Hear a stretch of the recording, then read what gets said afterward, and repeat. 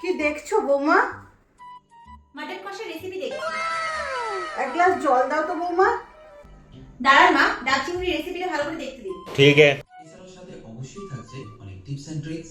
By the way, আমি সব অতনু, আপনারা দেখছেন অতনু রান্নাঘর। তাহলে কাতলা কালিয়া বানানোর জন্য আমি সবার প্রথম মাছগুলোকে ম্যারিনেট করে নিচ্ছি। ম্যারিনেশনের জন্য লাগছে সামান্য হলুদ, খুব সামান্য সাদা তেল, আপনারা চাইলে এখানে সরষের তেলও ব্যবহার করতে পারেন, এবং সামান্য আদা রসুন আর লঙ্কা বাটা। আমি এই তিনটেকে একসাথে বেটে রেখেছি। এটার মধ্যে দিয়ে খুব ভালো বৌমা তোমার হলো, খেতে দাও। হ্যাঁ মা, আনছি আনছি।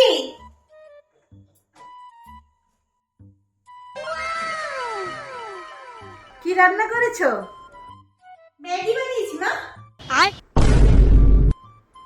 কে বলুন কেমন হয়েছে?